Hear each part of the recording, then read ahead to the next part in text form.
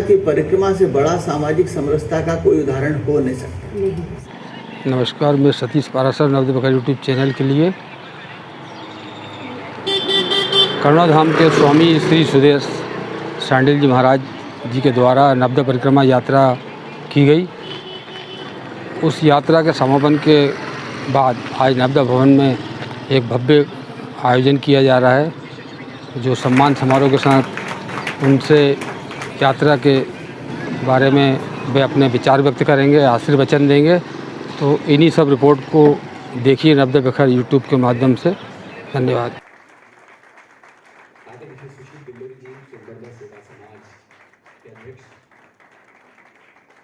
आदरणीय श्रीमती संगीता पाराशर हमारी महिला इकाई की अध्यक्ष हैं।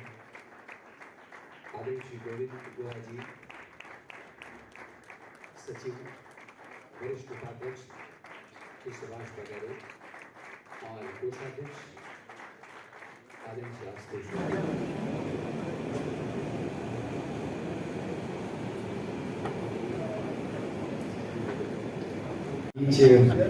मध्य प्रदेश के माननीय मंत्री लोकप्रिय जनप्रतिनिधि श्री विश्वास सारंग पधार चुके हैं। हम उनकी उपस्थिति का श्री नर्मदा सेवा समाज की ओर से हार्दिक स्वागत करते हैं, अभिनंदन करते हैं।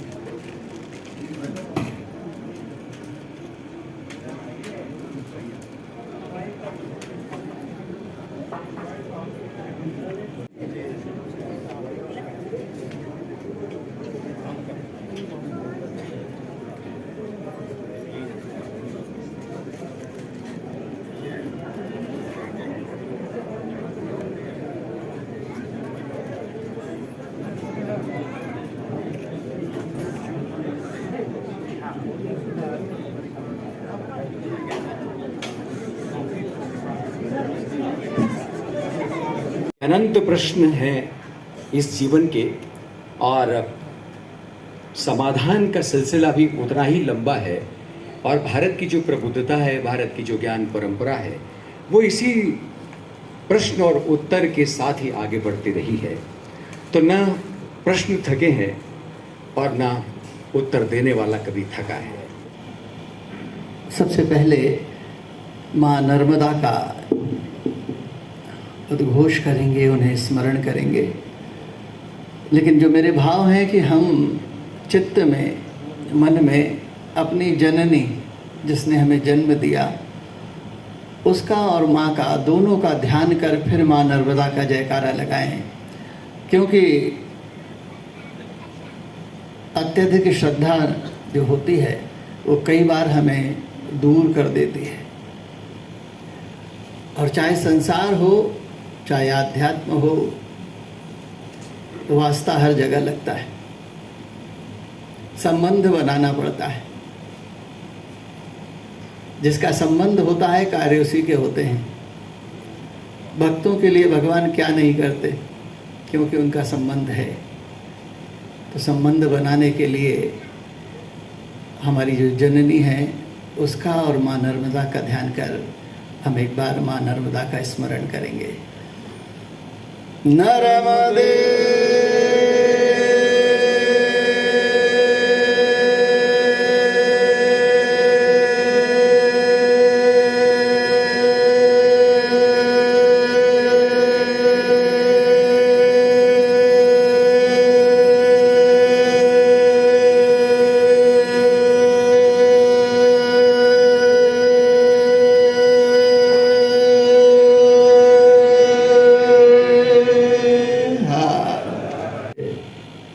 माँ नर्मदा परिक्रमा है क्या,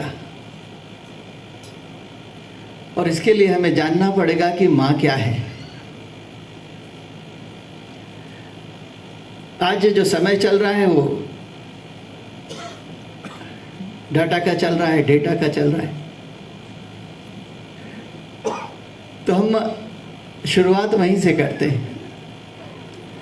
माँ नर्मदा की जो उत्पत्ति भगवान शंकर ने 1000 दिव्य वर्ष तक तप किया और उस तप के प्रभाव से, या कहें कि तप का प्रतिफल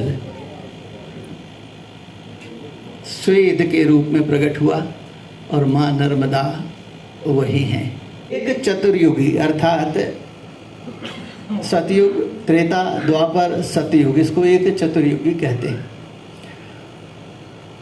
और मनुष्यों के वर्ष से अगर हम इसका हिसाब लगाएं तो 43,20,000 की एक चतुर्युगी होती है। जब एक चतुर्युगी होती है तो ब्रह्मा जी का एक दिन होता है। जब दूसरी चतुर्युगी होती है तो ब्रह्मा जी की एक रात होती है। इस मान से 360 दिन का एक वर्ष होता है। ऐसे 100 वर्ष। अब अगर हम ब्रह्मा जी की आयु देखें 100 वर्ष की, तो 31 नील 10 खरब 40 अरब वर्ष ब्रह्मा जी की आयु है।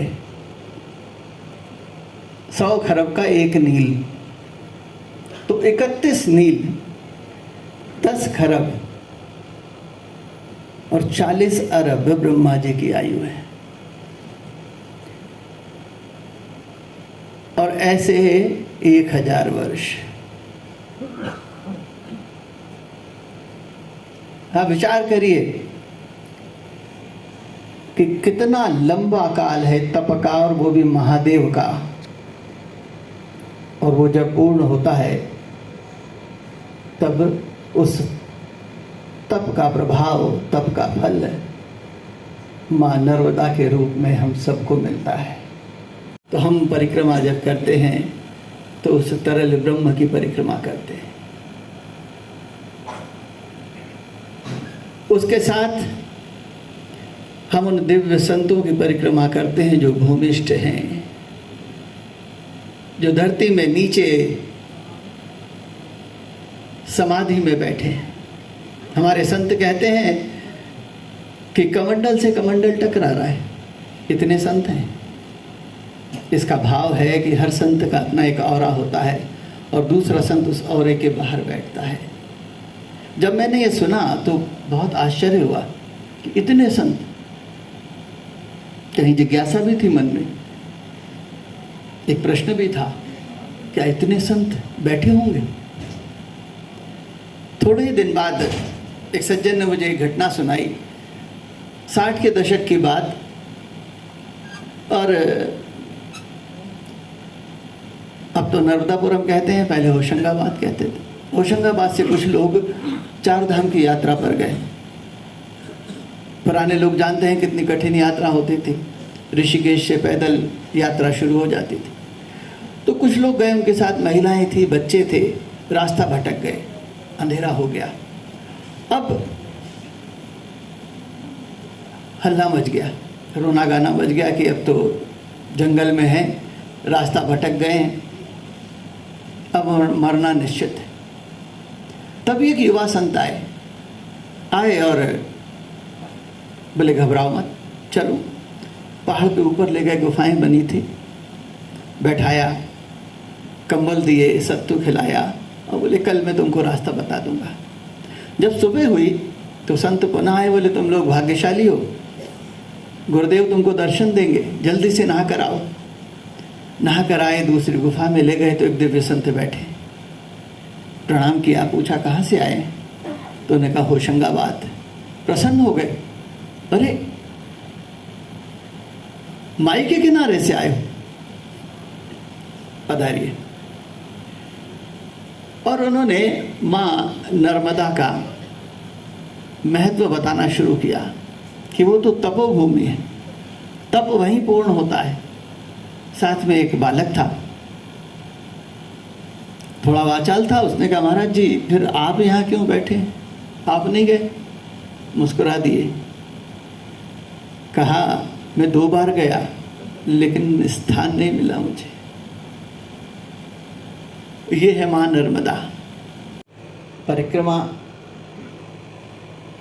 सामाजिक समरसता का विश्वविद्यालय,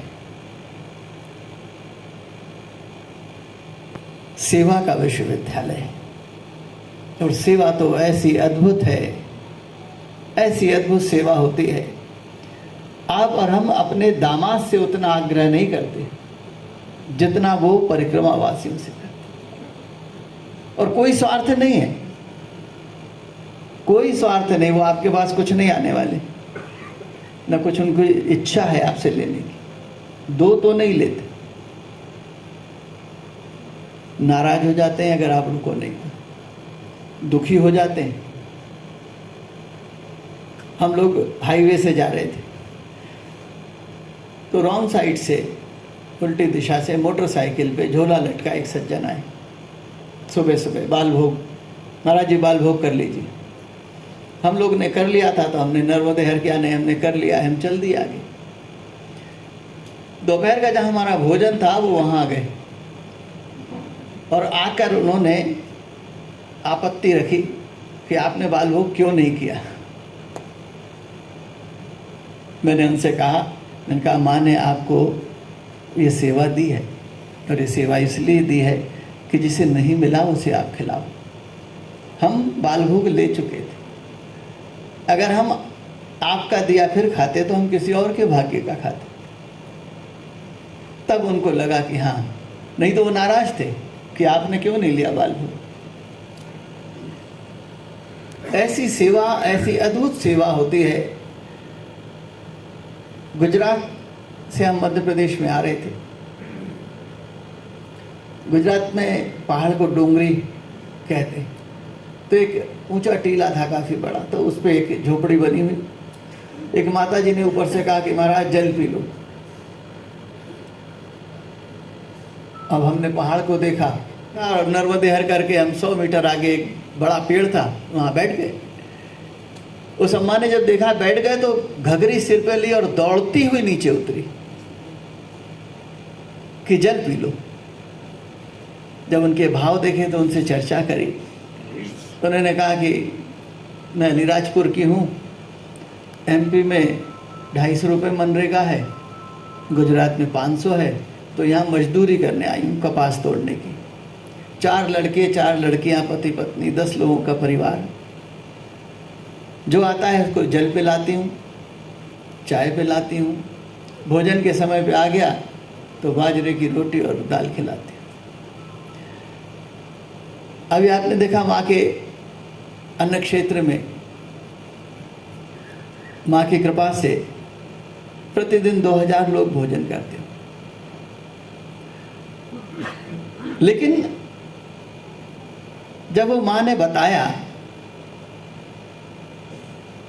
तो एक भाव आया मन में और मैं अपने आप को बड़ा छोटा महसूस करने लगा उनके सामने। भाव केवल ये आया कि हम लोग पेट भरने के बाद खिलाते हैं और ये पेट काट के खिलाते हैं। सेवा तो यही है, सेवा यही है। वहां जाके ये भ्रम भी टूट गया कि हम सेवा करते हैं, क्योंकि वहाँ जो सेवा देखी लोगों की। एक माई को हमारे साथ गुप्ता जी थे, उन्होंने कुछ पैसे देने की कोशिश की कि आपकी सहायता हो जाएगी। उन्होंने हाथ जोड़कर मना किया और साथ में जो कहा कि महाराज अगर ये ले लिया तो फिर मन इधर ही चला जाएगा, सेवा रह जाएगी। जबकि हम सब जानते हैं कि सेवा के लिए भी धन की आवश्यकता है। हम लोग गुजरात में थे। सुबह सुबह हम लोग चले और एक जगह हम जब बैठे, आदिवासी थे, झोपड़ी बनी हुई, एक बुजुर्ग बाहर घूम रहे थे। हम सबको बैठे देखा, कुछ नहीं बोले, लकड़ियाँ इकट्ठी करी, भूसा इकट्ठा किया, 4 जगह रखा, आग जलाई, चले गए। वो यही कर सकते थे, यही उनकी सेवा थी। माँ नर्मदा के तट पर रहने वाले सभी सेवादार हैं। हम उनसे सीखने गए थे और हमने जो सीखा वो यही सीखा कि अगर मैं एक उदाहरण दूं आपको, कि मुझसे एक ने पूछा कि संत की परिभाषा क्या है, तो मैंने कहा हमारे यहाँ संत की परिभाषा ये है कि जो मनसा वाचा कर्मणा से एक हो वो संत है। लेकिन एक परिभाषा मेरी बनाई हुई कि 4 पुत्रों के साथ पिता छत पे बैठा है, 4 पुत्र नीचे गिरते हैं एक साथ और उनके सिर में चोट आती है और चारों की याददाश्त चली जाती है। अब चारों एक दूसरे को नहीं पहचानते, वो अपने पिता को भी नहीं पहचानते, लेकिन पिता उन चारों को पहचानता है। संत उसे कहते हैं कि चारों में से जिसकी स्मृति वापस आ गई वो संत है। तो जो परिक्रमा है वो स्मृति जो लोप हमारी हुई है उस पर कहीं ना कहीं वो आघात करता है। और सामाजिक समरसता की जहाँ तक बात है तो ट्रांसफॉर्मिंग है। अगर आप वहाँ जाएं और वहाँ सेवा देखें, उन लोगों का भाव देखें, क्योंकि हमारे साथ जो लोग गए, जैसे आपने कहा कि क्या परिवर्तन आया, तो हमारे साथ जो लोग गए उन्होंने ये कहा आने के बाद कि हम भी सेवा करना चाहते हैं, चाहे आश्रम में चाहे करें चाहे कहीं करें, हमको सेवा दो आप। क्योंकि वहाँ जब उन्होंने देखा कि जिसके पास कुछ नहीं है वो पानी पिला रहा है, क्योंकि भक्त प्रिय। और जनाबाई इसका उदाहरण है, जो संत नामदेव के यहाँ सेवा करती थी। बचपन से उनके पिताजी ने छोड़ दिया कि सेवा करो, झाड़ू, गेहूं पीसना, कपड़े धोना, पानी भरना, बर्तन मांजना, सारे काम करती थी। और ये स्थिति थी उन जनाबाई की कि 11 के दिन नामदेव जी के यहाँ जब कीर्तन चलता था तो समाधिस्थ हो जाती थी। एक दिन ऐसी समाधि लगी कि भूल गई अपने आप को, उजाला हो गया, बहुत सारे काम थे। जल्दी जल्दी कपड़े लिए घबरा कर नदी पर गई तो वहाँ एक वृद्धा मिली। अरे बोले जना, चिंता मत कर, मैं तेरे कपड़े धो देती। मैंने कहा आप कौन और क्यों धोएंगी? बोले मैं जो कपड़े धोती हूँ वो कभी गंदे नहीं होते। फिर वो भी जल्दी में थी, दे आई। जब वापस गई तो कपड़े धुले हुए और वृद्धा मुस्कुराकर आंखों के सामने से गायब। नामदेव जी को बताया तो नामदेव जी खड़े हो गए, बोले जना तेरे तो भाग्य खुल गए, प्रभु खुद आए थे कपड़े धोने। और फिर तो जनाबाई के साथ ये होता था कि चक्की पीस रही हैं, भजन गा रही हैं, अभंग, और चक्की चलाना भूल गई तो भगवान सामने बैठ के चक्की चलाते थे। कचरा उठाना भूल गई तो भगवान कचरे की टोकरी लेके पीछे पीछे घूमते थे। तो भगवान कहते हैं कि भक्तों के भक्त मुझे बहुत प्रिय हैं। तो जो परिक्रमा वासियों की सेवा करते हैं वो माँ नर्मदा को परिक्रमा करने वालों से ज़्यादा प्रिय है। हम उनकी परिक्रमा करते हैं। जो गुप्त रूप से संत कहीं भिखारी के रूप में, कहीं पागल के रूप में बैठे हैं, जिन्हें हम नहीं जानते, हम उनकी परिक्रमा करते हैं। और माँ नर्मदा को एक वरदान है। वरदान ये है कि कंकर कंकर शंकर होगा। अमरकंटक से खंबात की खाड़ी और खंबात की खाड़ी से अमरकंटक तक हम नहीं जानते कि हमने कितने शंकरों की परिक्रमा की है। वो माँ नर्मदा की परिक्रमा ही है। एक शब्द चलता है परिक्रमा में। हम जब कहीं भी जाते हैं रुकने के लिए तो हमारे साथ भी एक कुत्ता चल रहा था, बीमार भी था।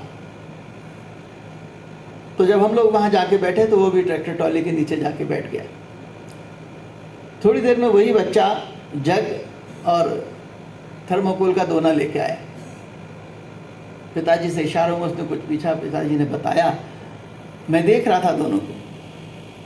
वो गया और ट्रैक्टर ट्रॉली के नीचे जो श्वान बैठा था उसको उसने दूध पिलाया, और एक बार नहीं 2 बार पिलाया। तो एक चिंतन आया कि आपके हमारे घर में यदि किसी संत महात्मा के साथ भी कोई कुत्ता आए तो हम सबसे पहले उसे भगाएंगे, क्योंकि हम अभी वहाँ पहुँचे ही नहीं है सेवा के भाव पे कि परिक्रमा वासियों के साथ अगर एक श्वान आता है तो उसका भी सम्मान है, उसका भी स्वागत है। तो माँ नर्मदा की परिक्रमा बहुत अद्भुत है। और गूंगे का गुड़ है, ये तो संकेत है, बाकी वो अनुभव को शब्दों में बता पाना बहुत कठिन है, बहुत कठिन। लेकिन मेरा सबसे एक निवेदन जरूर है कि नर्मदा परिक्रमा अगर संभव नहीं है तो वाहन से करें, क्योंकि वाहन में भी आपको कम से कम 20-22 दिन तो माँ का सानिध्य मिलता ही है। वो भी नहीं कर सकते तो खंड परिक्रमा करें। खंड परिक्रमा ऐसी होती है कि आप एक स्थान से प्रारंभ करें, 2 दिन 3 दिन चलें, वापस घर आ जाएं, और जहाँ से छोड़ी है अगले बार फिर वहाँ से शुरू कर दें। वो भी नहीं कर सकते तो कम से कम महीने में 3-4 दिन माँ के तट पे जाके जरूर रहें। माँ नर्मदा की परिक्रमा, बहुत से लोगों ने मुझसे कहा कि हम भी जाना चाहते हैं, हम भी चलेंगे। मैंने उनसे एक ही चीज़ कही कि माँ नर्मदा की परिक्रमा का टिकट मैया के पास से आता है, उसकी कोई खिड़की नहीं है कि आप जाके ले लो। और जैसे रेल में, बस में जो बिना टिकट चढ़ जाते हैं तो समय समय पे उतार दिए जाते हैं। हमारे साथ भी 65-70 लोग गए थे, कुछ बिना टिकट थे, वो समय पे उतार दिए गए। लेकिन वो जितने कदम भी चले, उस कदम का उनको पुण्य, उसका लाभ, वो सानिध्य उनको अवश्य मिलेगा। भले ही माँ की तरफ से टिकट ना आया हो, लेकिन जिद करके भी जितना चले उसका लाभ जरूर मिलता है। नारियल दें और सारा कचरा माँ की गोद में डाल के बाहर आ जाएं, ऐसा क्या संभव है? कोई नहीं करेगा ऐसा, क्योंकि माँ सामने बैठी है, साक्षात है, हम मानते हैं कि हमारी माँ है। हम जब तक इसे नदी मानेंगे, जब तक ये प्रदूषण दूर नहीं होगा, हमें माँ ही मानना है इसे, और माँ जैसा ही व्यवहार करना है। एक बात का प्रश्न मेरे मन में है कि ये तो अपन मानव शरीर है, तो क्या अपनी माई अपने स्वास्थ्य की भी रक्षा करती है? वो हर चीज़ की रक्षा करती है। और स्वास्थ्य की अगर बात करें तो मैं आपको अभी थोड़े दिन पहले का एक दृष्टांत सुनाता हूँ जो सत्य है। स्वप्निल अभी पिछली बार परिक्रमा पे गए थे इसी वर्ष। ओंकारेश्वर में एक पति पत्नी मिले। पति 65 साल के होंगे, पत्नी 60 के लगभग। पत्नी जो थी उनकी पानी भी नहीं जा रहा था नीचे। एम्स में दिखाने आए तो उन्होंने कहा कैंसर है, ऑपरेशन करना पड़ेगा। पढ़े लिखे नहीं थे, और कई बार ऐसा लगता है कि जो पढ़ा लिखा नहीं है शायद वो ज़्यादा समझदार है, क्योंकि उन्होंने कहा कि मरना तो है ही, ऑपरेशन कराएं तो और नहीं कराएं तो। नहीं कराया, सीधे वहाँ से सेठानी घाट पहुँचे, 5 नारियल चढ़ाए और परिक्रमा शुरू कर दी। ओंकारेश्वर मेरे ख्याल से वहाँ से 10-12 दिन लगते होंगे। जब वो 10-12 दिन में ओंकारेश्वर पहुँची, जो पानी नहीं पी सकती थी वो बाटी खा रही थी। और अगर हम केवल इसकी चर्चा करें तो पूरा दिन कम पड़ जाएगा। इतने दृष्टांत हैं माँ की कृपा के, प्रत्यक्ष कृपा के। हमारे ग्वाड़िया में एक सेवा करते हैं, उनको डॉक्टर ने जवाब दे दिया था कैंसर था, तो बच्चे से कहा कि मैं तो जा रहा हूँ परिक्रमा पे, तू भी चल, और जहाँ शरीर पूरा हो वहीं करके आ जाना। आज वो सेवा कर रहे हैं। बहुत अद्भुत। किंतु पहुंचना उस सीमा तक जिसके आगे राह नहीं है। पंडित सुदेश शांडिल्य जी महाराज जैसा साधक तपस्वी अगर मां नर्मदा की परिक्रमा के लिए प्रेरित होता है, जिसने स्वयं न जाने कितने प्रश्नों और कितने रहस्यों का समाधान अपनी साधना के माध्यम से स्वयं ही खोजा हो, तब ऐसे साधक को परिक्रमा की क्यों आवश्यकता पड़ी?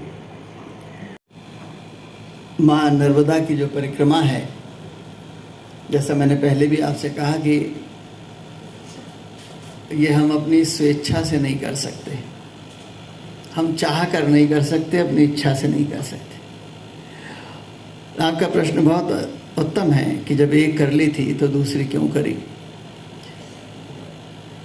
लेकिन जब हम अपनी इच्छा से कर ही नहीं सकते और हमको उसकी इच्छा से ही परिक्रमा करनी है, तो निश्चित रूप से माँ कुछ न कुछ और बताना चाहती थी और सिखाना चाहती थी, इसीलिए माँ ने ये परिक्रमा हमसे करवाई।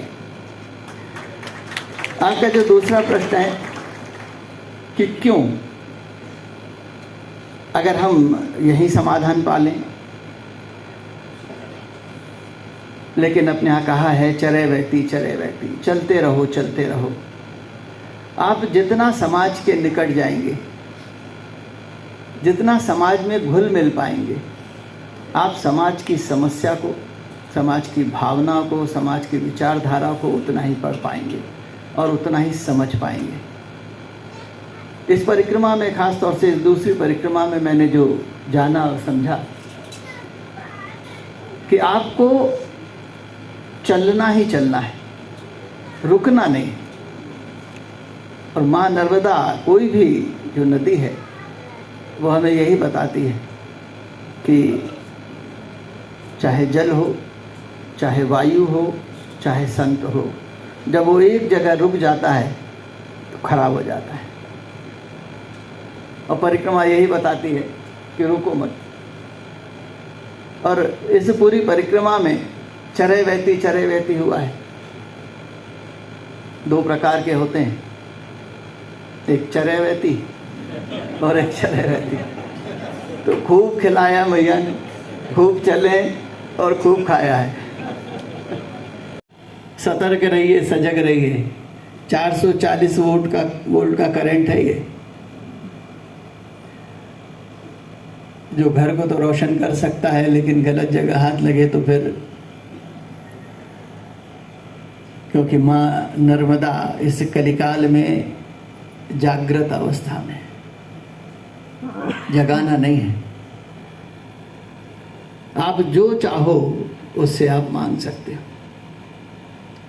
परिक्रमा में माँ हमें संदेश देती और बड़ा स्पष्ट संदेश देती, लेकिन चैतन्य होकर करी जाए तो। अगर हम चैतन्य नहीं रहे तो घूम के आ जाएंगे। हालांकि अग्नि को आप ज्ञान में छुओ चाहे अज्ञान में, वो जलाती है। तो परिक्रमा ज्ञान में हो चाहे अज्ञान में हो, लाभ तो देती है, लेकिन वो ट्रांसफॉर्मिंग जब ही बनती है जब आप चैतन्य हो। पूरा जीवन बदल सकती है आपकी एक परिक्रमा।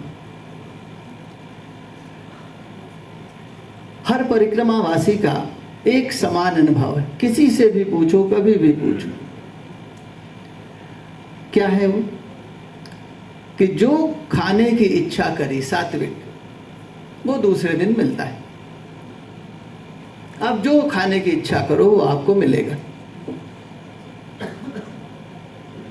मैंने सबसे कहा कि ऐसा क्यों होता है? आप अपने घर में स्वामी हो, मालिक हो, आप जो कहो, जरूरी नहीं उस दिन आपको आपकी पत्नी वो खिला दे। और कहो तो वो मुश्किल से मिलता है। लेकिन परिक्रमा में आप जो कह रहे हैं वो आपको दूसरे दिन मिल रहा है। अच्छा, ठीक। तो ऐसा क्यों? अब अगर चैतन्य है तो विचार करिए कि माँ आपसे क्या कहना चाहती। और एक बार नहीं, 10 बार होता है। माँ का स्पष्ट संदेश है कि यदि मैं तुम्हारे कढ़ी पकौड़े, रबड़ी, गुलाब जामुन के विचार को देख रही हूं, तो दिन भर जो कचरा चलता है वो भी देख रही हूं। बहुत बढ़िया। एक ये भाव यदि आपके जीवन में दृढ़ता से आ जाए। एक चोर था, उसकी पत्नी बड़ी धार्मिक, उसे पता था एक दिन ले जाएगा, तो उसने तैयारी करी। तैयारी क्या करी कि वो सत्संग में बच्चे को ले जाने लगी। हुआ भी वही। बच्चा बड़ा हुआ तो चोर ने कहा अब काम के लायक हो गया, चलो ले गया चोरी कराने। उसको एक विशेष प्रकार से सीटी बजाना सिखाया और कहा कि मैं इस घर में जा रहा हूँ, तुझे लगे कि कोई मुझे देख रहा है तो सीटी बजा देना। चोर घुसा, बच्चे ने सीटी बजाई, बाहर आ गया। 8 बार ऐसा हो गया। 9वीं बार में चोर ने चारों तरफ देखा, कोई नहीं है, कोई नहीं देख रहा, कोई है ही नहीं। वो फिर घुसा, बच्चे ने फिर सीटी बजाई। चोर बाहर आया और एक चाटा मारा बच्चे को। क्यों सीटी बजा रहा है? कौन देख रहा है? बच्चा रोता हुआ बोला, भगवान तो देख रहा है। जो पत्नी पूरे जीवन नहीं कर सकी, वो बच्चे के एक संवाद ने कर दिया और चोर का जीवन बदल गया। तो यदि हम ये विचार कि ये समस्या है कि तपस्या है, आप जब परिक्रमा पे निकलते हैं और विपरीत परिस्थितियां आपको मिलती हैं और जब आप उनसे पार जाते हैं तो आपका एक आत्मविश्वास बढ़ जाता है, आपकी समझ बढ़ जाती है। परिक्रमा में हम चले, सुबह बाल भोग, दोपहर का भोजन, रात्रि भोजन, विश्राम, आप वही हैं, लेकिन तीनों समय और रात मार्ग में मिलने वाले जितने भी चरित्र हैं वो सब भिन्न हैं। अब आपको सामंजस्य रखना है। भिन्न भिन्न लोगों से मिलकर जब आप अपने संयम को बनाए रखते हो, अपने चरित्र को बनाए रखते हो, तब परिक्रमा सार्थक होती है। क्योंकि हर प्रकार का व्यक्ति, तो परिक्रमा ट्रांसफॉर्मिंग है, निश्चित रूप से है, बस चैतन्य होकर की जाए और सेवा का भाव, यदि सेवा करना है तो एक बार परिक्रमा पे अवश्य जाए। वहाँ से जो सीखने को मिला हमें, वो मुझे नहीं लगता कि हम कहीं भी सीख सकते, क्योंकि वो तो शायद वेद और पुराणों में भी नहीं होगा, क्योंकि वो सब माँ के प्यारे हैं। भक्तों से अधिक भक्तों के भक्त भगवान को प्यारे होते हैं। तो माँ नर्मदा बहुत अद्भुत हैं, तरल ब्रह्म हैं, और दृष्टांत तो बहुत सारे हैं। आप कहाँ बैठोगे, कहाँ उठोगे, कहाँ खाओगे, सब कुछ मैया तय करती है। और मेरा तो अनुभव ये रहा कि मीनू भी मैया ही तैयार करती है। हम लोग लकड़कोट के जंगल से जा रहे थे, घना जंगल, और 3 मूर्तियाँ बैठी हुई वृद्ध। तो हमारे साथ में एक माता जी थी, उन्होंने पूछा कि आप लोगों ने भोजन कर लिया? बोले नहीं बेटा, हमने नहीं किया, आज मिला नहीं। गाड़ी आ रही थी पीछे से हमारी, तो उन्होंने निवेदन किया। तुरंत उनके लिए उस घने जंगल में 3 थालियाँ लग गई, क्योंकि परिक्रमावासी अपनी थाली और गिलास लेके चलता है, क्योंकि पर्यावरण को नुकसान नहीं पहुंचाना है। इसलिए हम सब लोग भी अपने थाली और गिलास लेके चलते थे और उसी में लेते थे। तो इन लोगों ने उनका वीडियो बनाया, आके मुझे बताया बड़े खुशी खुशी। उनका क्या भाव बनता है? बोले देखिए, मैया ने उनके लिए भी रखा था। मैंने कहा बस यही सोच गलत है, उनके लिए भी नहीं था, उनके लिए ही था। आपने उनके भाग्य से आज खाया है ये प्रसाद, क्योंकि वो तय था कि जंगल में इनको दाल चावल रोटी सब्जी मीठा सब मिलने वाला है। तो मैया का मेनू है, मैया का GPS है, सब कुछ मैया का है। और जैसे मैंने आपसे पहले भी निवेदन किया कि ट्रांसफॉर्मिंग है, जीवन को बदलने वाली है। अनिश्चितता में निश्चिंतता का नाम परिक्रमा है। एक व्यक्ति सामान लेके अकेला निकलता है परिक्रमा पे, उसे नहीं पता उसे चाय कहाँ मिलेगी, बाल भोग कहाँ मिलेगा, दिन का भोजन कहाँ मिलेगा, मिलेगा कि नहीं मिलेगा, रात का कहाँ मिलेगा, विश्राम कहाँ करूँगा, उसे कुछ नहीं पता है।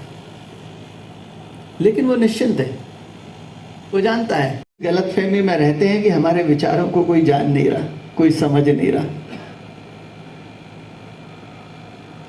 और हम ये सोचते हैं कि विचारों से क्या होता है।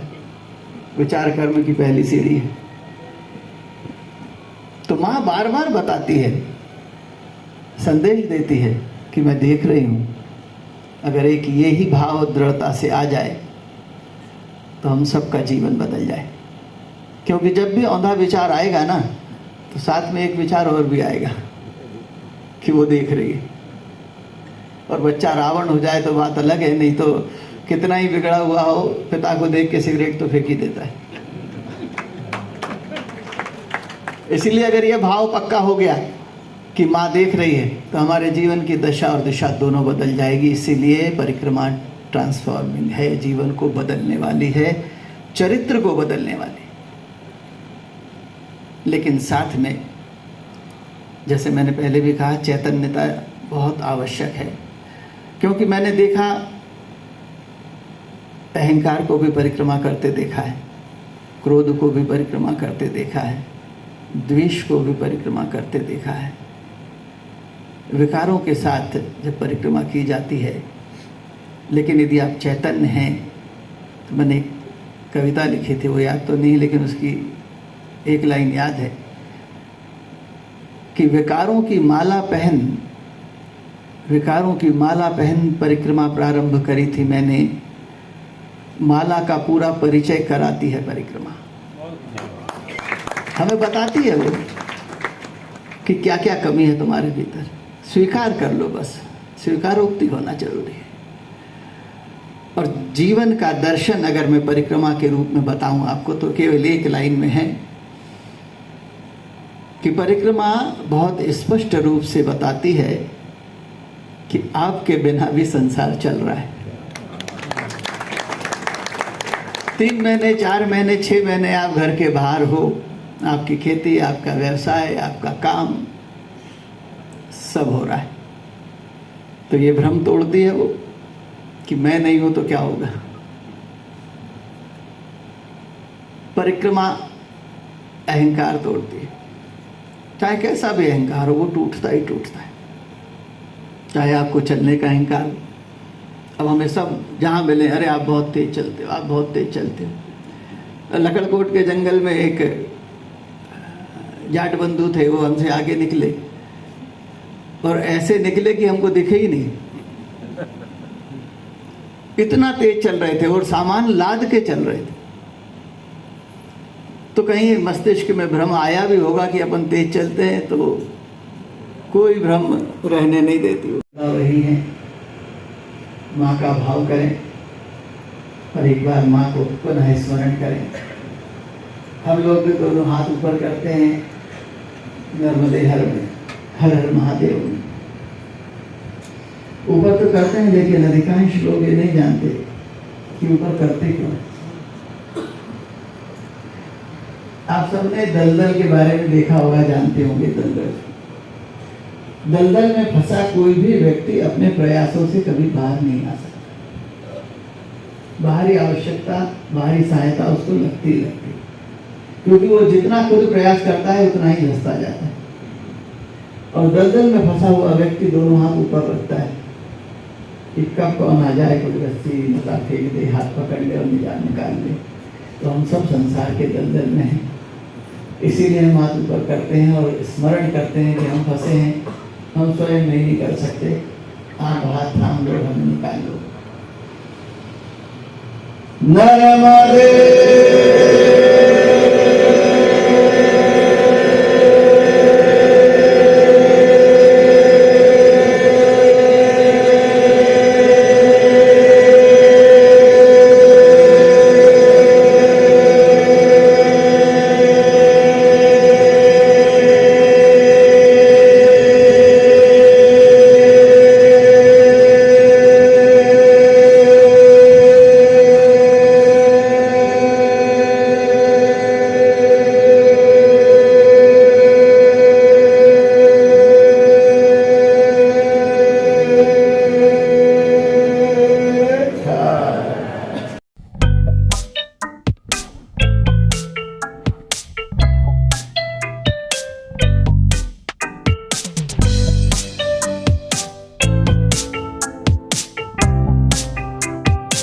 परिवार के लिए मेरी पहली पसंद ब्रह्ममणि आज ही ऑर्डर करें।